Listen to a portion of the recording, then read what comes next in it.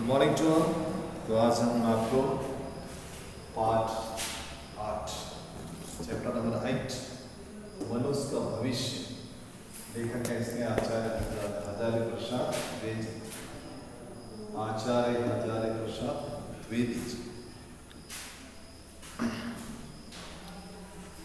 मनुष्य का भविष्य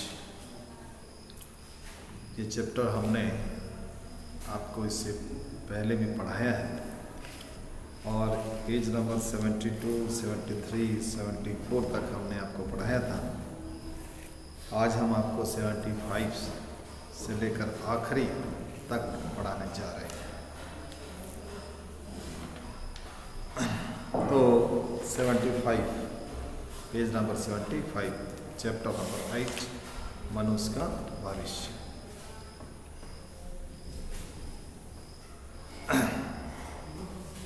मनुष्य के हृदय में पीड़ा है, तड़प है या आशा की बात है। यदि पीड़ा है तो आशा भी है।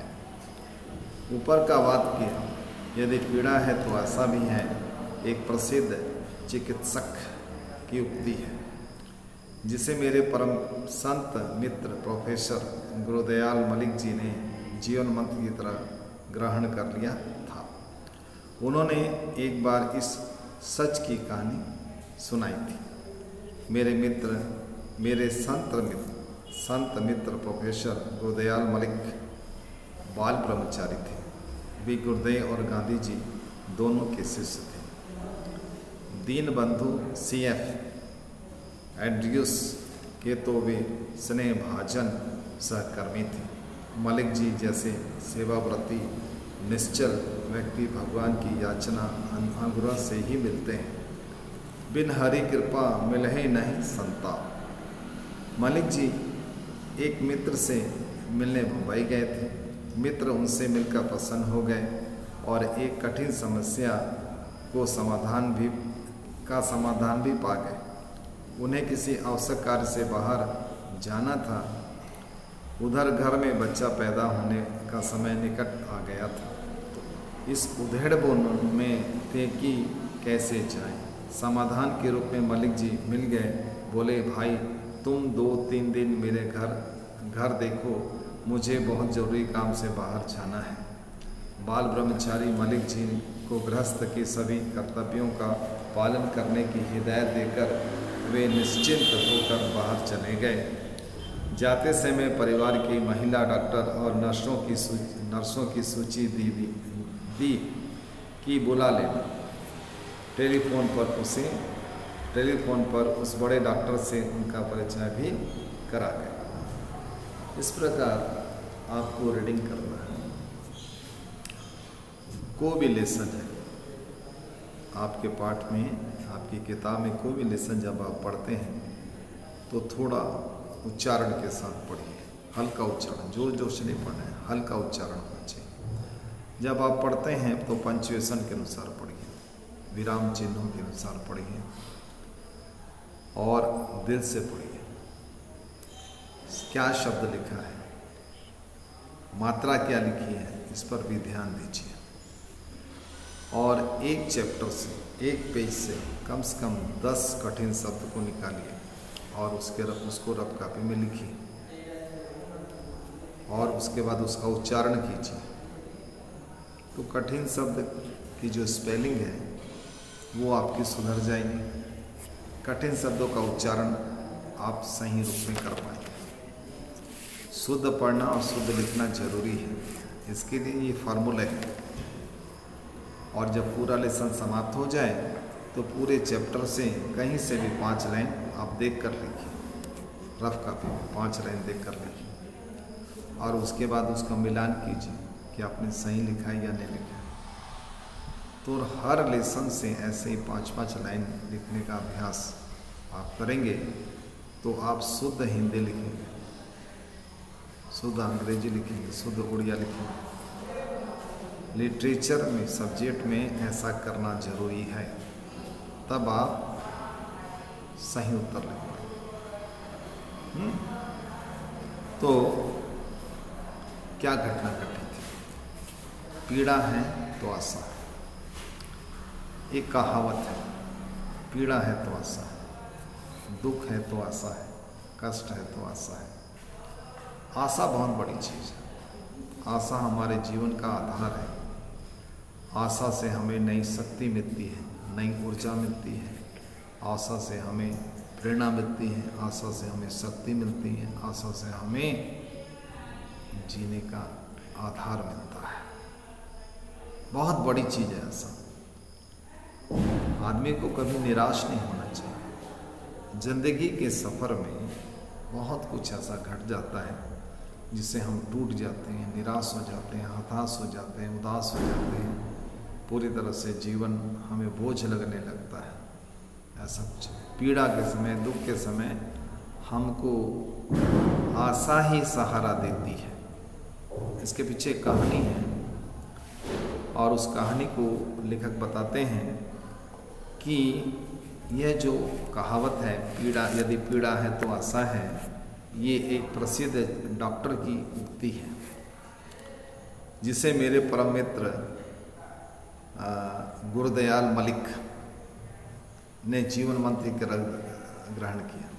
लेखक के एक मित्र थे जिनका नाम है गुरुदयाल मलिक। उन्होंने डॉक्टर की कही हुई इस बात को जीवन में बांध कर रखा है, दिल में उतार के रखा है। यदि पीड़ा है तो आशा है, ये शब्द को, क्योंकि उसके पीछे एक कहानी थी। क्या कहानी थी? एक दिन की बात है। मेरे संत मित्र, लेखक बताता है, मेरे मित्र गुरु मलिक बाल ब्रह्मचारी थे। बचपन से उन्होंने शादी ब्याह नहीं किया हुआ था और आजीवन कुंवारा रहने का, ब्रह्मचारी रहने का संकल्प किया हुआ था। वे गांधी जी और रविन्द्रनाथ टैगोर के शिष्य थे और दीनबंधु C.S. एंड्रूज के तो वो प्रिय पात्र थे। मलिक जी एक सेवाव्रती, सबकी सेवा करना, सबको मदद करना, सबको सहयोग करना उनका स्वभाव था। और एक कहावत भी है कि संत जो होते हैं वे भगवान की कृपा से ही मिलते हैं।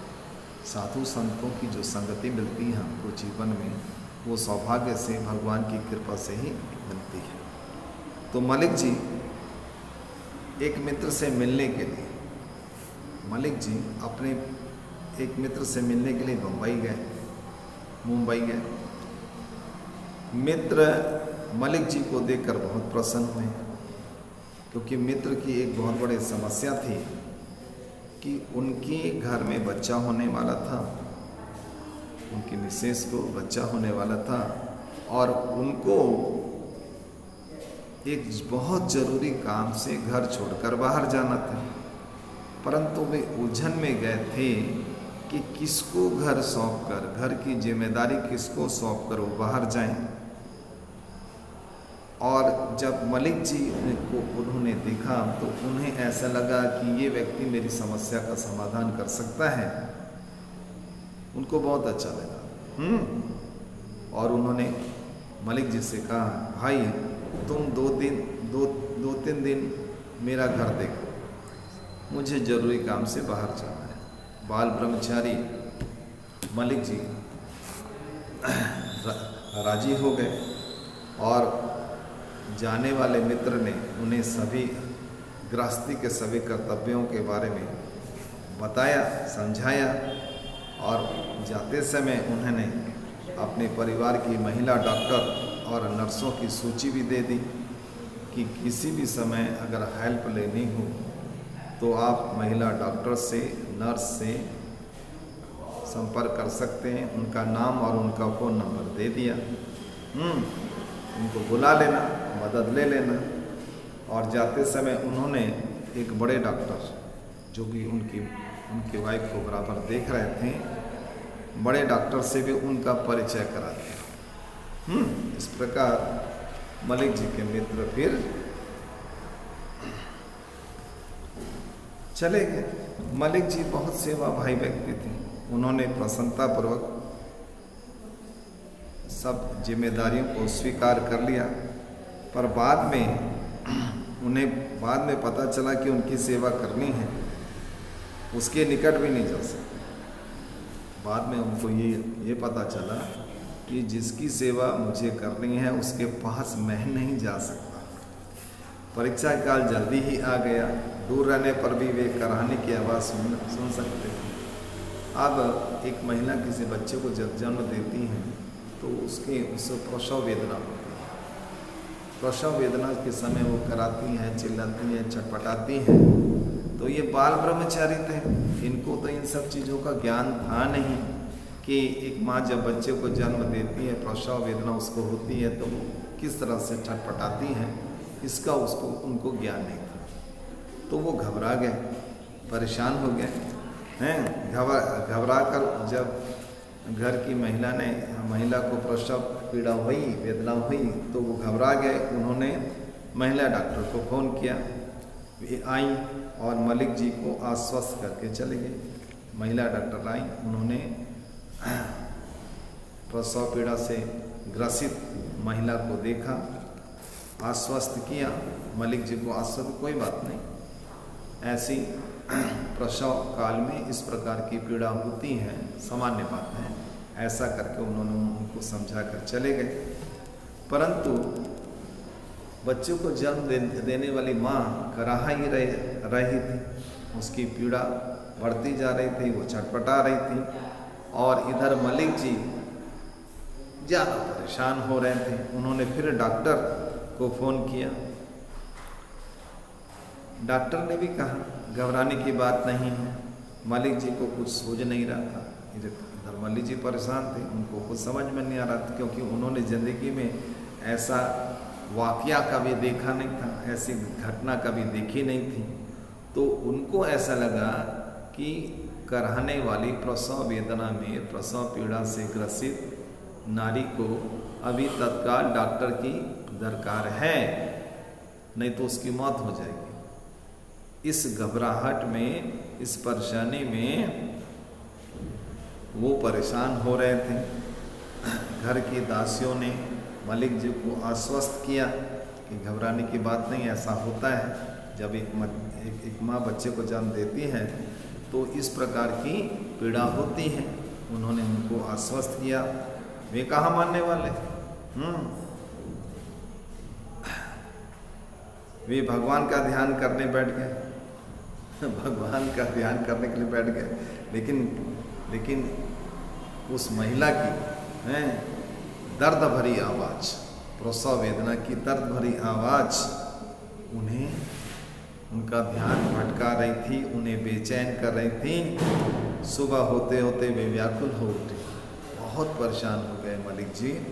और अंतिम उपाय उन्होंने क्या किया? अंतिम उपाय करते उन्होंने जर्मन के डॉक्टर को बुला लिया। उनकी घबराहट भरे स्वर को सुनकर डॉक्टर ने समझा कि मामला संगीन है, गंभीर है। तो वो अपने साथ प्रशिक्षित ट्रेंड नर्सों, बहुत सारी नर्सें और अनेक प्रकार के यंत्र, दवाइयाँ लेकर 15 मिनट में मलिक जी के पास पहुँच गए।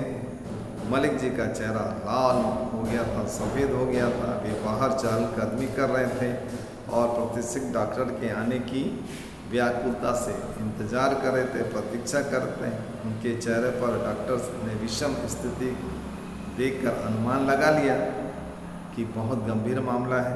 गाड़ी से कूद कर वो उतरे। सवाल पूछा, इज़ देयर पेन? क्या अभी भी उस महिला को प्रसव पीड़ा हो रही है?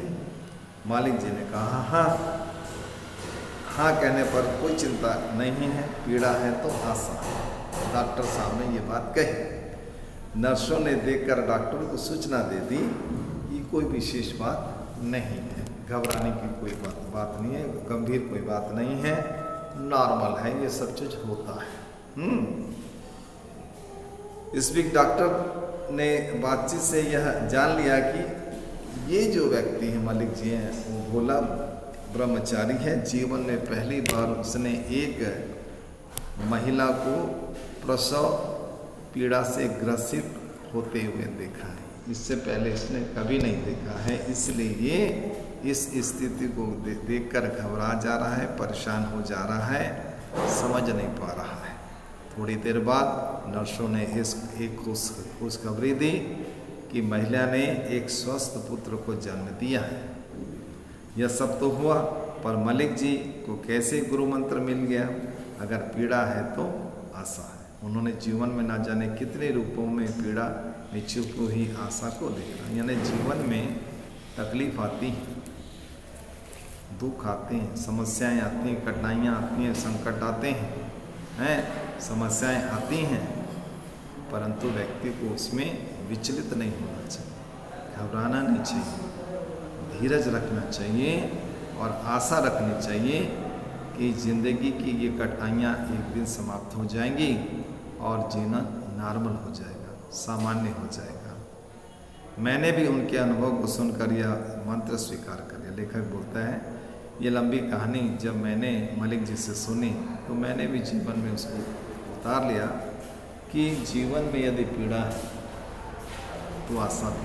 कह रही आज संसार में सभी देशों के पास विनाशकारी अस्त्र शस्त्र बना लिए हैं, विज्ञान के साथ ऐसे उन्होंने बहुत उन्नति की है और आधुनिक हथियार बनाए हैं, सुख सुविधाएं के साधन जुटाए हैं। तो इन साधनों का यदि उपयोग करेगा, विनाशकारी हथियारों का प्रयोग करेगा तो संसार पल भर में समाप्त हो जाएगा। बहुत बड़ा दुख का विषय, बहुत बड़ी समस्या है। परंतु लेखक बोलता है पीड़ा है तो आशा नहीं। आशा की जानी चाहिए कि मनुष्य के अंदर विवेक का भाव जागेगा, वो इन विनाशकारी हथियारों का उपयोग नहीं करेगा। तो पीड़ा है तो आशा है। सोचने समझने वाला मनुष्य आज चिंतित है। आज एक वर्ग मनुष्य का ऐसा है जो चिंतित है। किस विषय को? संसार की सुरक्षा को लेकर चिंता है कि संसार में जो विनाशक हथियार बने हैं उनका उपयोग ना हो, उनका दुरुपयोग ना हो, उससे किसी की हानि ना हो, इस विषय को लेकर चिंतित है। उसके मन में दर्द है। सैकड़ों प्रमाण दिए जा सकते हैं कि मनुष्य जागृत है। बहुत सारे उदाहरण दिए जा सकते हैं जिसमें ये बता से कि मनुष्य जाग रहा है। उसके अंदर अपने हित की, समहित की, देश के हित की, संसार के हित की भाव हैं, विचार हैं, भावनाएं हैं। वह विवेक एकदम नहीं खो बैठा है। मनुष्य विवेकहीन नहीं बना है। मनुष्य आज भी जागरूक है, जाग रहा है, उसके अंदर जागृति की भावना है। जिस किसी ने मनुष्य को इस रूप में विकसित किया है वह भी सावधान है। विज्ञान ने मनुष्य को विकसित किया है और विज्ञान के सहायता से मनुष्य ने बहुत कुछ बनाया है, बहुत सुख साधन बनाए, बहुत विनाशक हथियार भी बनाए हैं उसने। विज्ञान के सहायता से बहुत कुछ उसने बनाया है। मनुष्यता निसंदेह बच जाएगी, लेकिन लेखक बोलता है मनुष्य जागरूक है, विवेकशील है, वो सदैव अपने विवेक का सदुपयोग करेगा और ये संसार बर्बादी से बचेगा। कितनी बार मनुष्य भटका है, गिरा है। मनुष्य संसार में कितनी बार गिरा है, भटका है, अपनी गलतियों को जाल में अपने को मुक्त किया, लेकिन मनुष्य अपने जाल में फंसा है और अपने आप को मुक्त भी किया है, फंसा भी है और उसमें से अपने को मुक्त भी किया है। और फिर नई ज्योति जलाकर और कुछ नहीं मिला तो अपनी हड्डियां पसलियां ही मसाल जलाकर वो आगे बढ़ा है। बहुत बार मनुष्य ने अपनी हानि भी की है। इन हथियारों का प्रयोग करके मनुष्य ने बहुत हानि की है और उसके दुष्परिणाम से सबक भी सीखा है। निसंदेह विषम संकट उपस्थित हुआ है। ऐसी हालात भी आए हैं, संसार विकट संकट में पड़ा है, पर इसमें भी संदेह नहीं कि वह इस बार भी बचेगा। लेखक आशा करता है कि विनाशकारी हथियारों का उपयोग करने से पहले मनुष्य उसमें सोचेगा, समझेगा, वो ऐसा कोई काम नहीं करेगा जिससे संसार की हानि हो। आशा मनुष्य, लेखक आशा करता है, नई उमंग लेकर फिर आगे बढ़ेगा। आशा करता है कि मनुष्य विवेक के सारे नई उमंग लेगा, अपने भविष्य को उज्जवल बनवाएगा। यानी संसार के साइंस के द्वारा, विज्ञान के द्वारा उसने जो उन्नति की है, जो संसाधन बनाए हैं, उनका सदुपयोग करेगा और उन सदुपयोग करके स्वयं का भला करेगा और संसार का भी भला करेगा। तो ये है लेसन। और इस लेसन में देखिए बहुत सारे कठिन शब्द हैं। विषाक्त, मरणाशास्त्र, विलुप्त, प्रतिद्वंद्विता, राष्ट्रनायक, संपन्नता, सेवाव्रती, ब्रह्मचारी, आश्वस्त, सुसज्जित, उज्ज्वल, निसंदेह, ये कुछ कठिन शब्द हैं। इसके अलावा हम देख रहे हैं कि इस पाठ में और भी बहुत सारे कठिन शब्द हैं, जिनको पढ़ते समय आपको रफ कॉपी में लिखते जाना है। तो इस प्रकार यदि आप पढ़ते समय कठिन शब्दों को लिखते जाएंगे साथ साथ में, और फिर उनको पढ़ेंगे, उनका उच्चारण करेंगे और उनकी मात्रा संबंधी जो जानकारी उसको आप ध्यान से देखेंगे, तब आप भी शुद्ध लिखने पे लिखेंगे। तो डिक्टेशन वर्ड्स निकालिए, रफ कॉपी में लिखिए और फिर उसका अभ्यास करते रहिए। अभ्यास करते रहने से आप शुद्ध हिंदी लिखेंगे। तो इस लेसन के बाद देखिए, अब हम आपको कुछ ग्रामर की बातें बता रहे हैं, ध्यानपूर्वक सुनिए। नेक्स्ट क्लास में हम एक आध और तुम्हारा जो लेसन बाकी है उसको पढ़ाकर पूरा कोर्स समाप्त कर देंगे। अभी हम आपको ग्रामर, व्याकरण हैं के बारे में कुछ बता रहे हैं, उसको ध्यान से सुनिए। देखिए, व्याकरण में सबसे पहले भाषा आती है। क्या आता है? भाषा। भाषा वह साधन है जिसके द्वारा मनुष्य अपने भाव और विचारों को प्रकट करता है। हमारी भाषा कैसी होनी चाहिए? हमारी भाषा शुद्ध होनी चाहिए, परिष्कृत होनी चाहिए।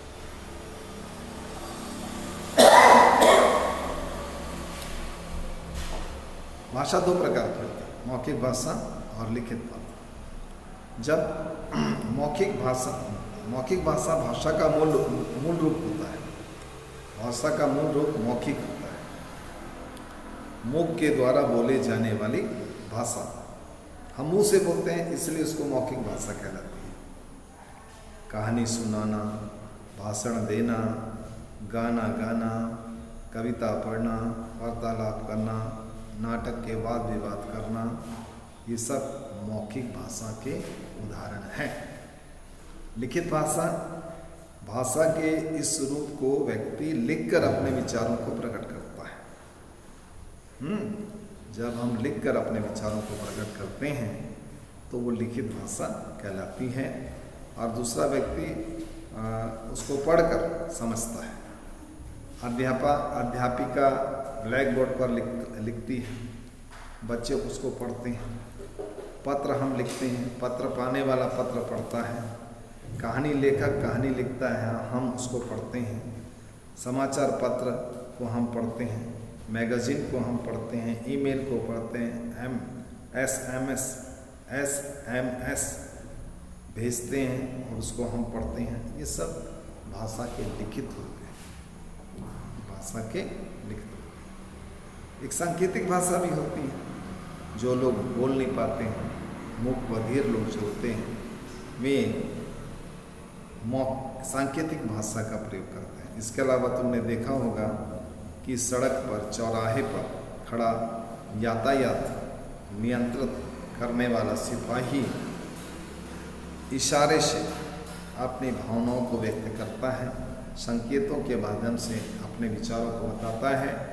हम उसके संकेतों को फॉलो करते हैं, मानते हैं और उसके अनुसार फिर हम चलते हैं।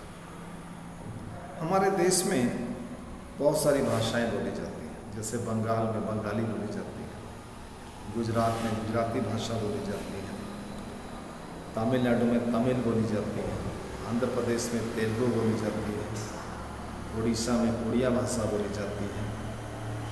तो ये सब प्रादेशिक भाषाएं कहलाती है जो प्रदेश में बोली जाती हैं। एक भाषा है जो राष्ट्रभाषा होती है। देश के अधिकांश लोग जिस भाषा को बोलते हैं, समझते हैं और जिसका व्यवहार करते हैं वो भाषा राष्ट्रभाषा कहलाती है। तो इस आधार पर हिंदी हमारे देश की राष्ट्रभाषा है, क्योंकि हिंदी भाषा पूरे देश में बोली जाती है, पढ़ी जाती है और समझी जाती है, इसलिए इसको हम राष्ट्रभाषा कह सकते हैं। राजभाषा, एक और भाषा होती है राजभाषा। सरकारी कार्यालयों में जिस भाषा का उपयोग किया जाता है उसको राजभाषा कहते हैं। जैसे मध्य प्रदेश में हिंदी वहाँ की राजभाषा है, वहाँ का सरकारी सब काम हिंदी भाषा में होता है। 14 सितंबर 1949 को हिंदी भाषा को राजभाषा के रूप में मान्यता मिली है, इसलिए 14 सितंबर को पूरे भारत में हिंदी दिवस मनाया जाता है, हिंदी डे मनाया जाता है। 14 सितंबर हिंदी दिवस मनाया जाता है। अब लिपि, किसी भाषा को लिखने की जो विधि होती है उसको लिपि कहते हैं। किसी भाषा की ध्वनि को जिन लेखन चिन्हों द्वारा प्रकट किया जाता है उसे लिपि कहते हैं। जैसे देखिए, हिंदी भाषा को देवनागरी लिपि में लिखा जाता है और अंग्रेजी भाषा को रोमन लिपि में लिखा जाता है, उर्दू को फारसी लिपि में लिखा जाता है, पंजाबी भाषा को गुरमुखी लिपि में लिखा जाता है। तो अंग्रेजी भाषा रोमन लिपि, पंजाबी भाषा गुरमुखी लिपि, उर्दू भाषा फारसी लिपि और हिंदी भाषा देवनागरी लिपि में लिखी जाती है। संसार की और भी बहुत सारी भाषाएं, जैसे चीनी भाषा चीनी लिपि में लिखी जाती है और फ्रेंच भाषा रोमन लिपि में लिखी जाती है। तो ये भी कुछ उदाहरण है। तो ग्रामर या व्याकरण, ये एक ऐसी चीज़ है जो हमें भाषा की शुद्धता के नियम का ज्ञान कराता है। व्याकरण ऐसा शास्त्र है जो किसी भाषा के शुद्ध नियमों की जानकारी देता है। तो व्याकरण हमें भाषा की शुद्धता के नियम सिखाता है, बताता है। इसलिए किसी भी भाषा के व्याकरण को पढ़ना जरूरी है। व्याकरण के द्वारा ही हम उसके भाषा के शुद्ध स्वरूप को जान सकते हैं। उसके बाद है वर्णमाला। वर्णों के व्यवस्थित समूह को वर्णमाला कहते हैं। हर भाषा में वर्णमाला होती है। जैसे हिंदी में वर्णमाला है, अनार के आ से लेकर ज्ञानी के ज्ञान तक, ये एक वर्णमाला है जिसमें देखिए स्वर होते हैं, व्यंजन होते हैं, संयुक्त व्यंजन होते हैं। हिंदी वर्णमाला में स्वर होते हैं, व्यंजन होते हैं और संयुक्त व्यंजन। स्वर किसे कहते हैं? अनार के आ से लेकर औरत का औ तक 11 वर्ण हैं, ये स्वर कहलाते हैं। उसके बाद व्यंजन कलम के क से लेकर हल का ह तक 33 ये व्यंजन कहलाते हैं। समझ में? और छत्री का छ, त्रिशूल के त्र, ज्ञानी कहेगा और श्रव, ये 4 हैं जो संयुक्त व्यंजन कहलाते हैं। इसके अलावा देखो ड और ढ, ये विशेष व्यंजन कहलाते हैं। तो हिंदी वर्णमाला में कुल मिलाकर 52 अक्षर होते हैं, 52 वर्ण, 52 वर्ण होते हैं। ठीक है। तो इसके अलावा देखिए स्वर, व्यंजन, संयुक्त व्यंजन, मात्रा। हिंदी में 12 मात्रा है। कितनी मात्रा? 12 मात्रा। आ की मात्रा, छोटे की मात्रा, बड़े की मात्रा, छोटे की मात्रा, बड़े की मात्रा, ऋषिकरी मात्रा, रो, ए की मात्रा, ए की मात्रा, ऐ की मात्रा, ओ की मात्रा और औ की मात्रा। क, की, कु, के, को, कम, का, ये मात्राएं हैं, 12 मात्रा होती है। तो 12 खड़े भी होते हैं, इसका भी अभ्यास करना चाहिए और शुद्ध तरीके से मात्रा का प्रयोग करना चाहिए। देखो, उच्चारण और शुद्ध लेखन जरूरी है। हिंदी भाषा को आप शुद्ध उच्चारण करेंगे तब शुद्ध लिखेंगे, नहीं तो गलत हो जाए। गलत नहीं करना है, आपको शुद्ध लिखना है। जैसे हम बोले आशीर्वाद, आशीर्वाद ऐसा, पत्नी ऐसा, विद्यालय ऐसा। शुद्ध लिखने के लिए शुद्ध बोलना जरूरी, शुद्ध उच्चारण तब आप शुद्ध लिख सकते। तो अशुद्धियों से बचना है, त्रुटियों से बचना है, शुद्ध लिखना है और शुद्ध लेखन अभ्यास से ही आप कर सकते हैं। तो आज इतना ही। कल की क्लास में हम आपको हिंदी शुद्ध लेखन के विषय में विस्तार से बताएंगे। धन्यवाद, नमस्कार।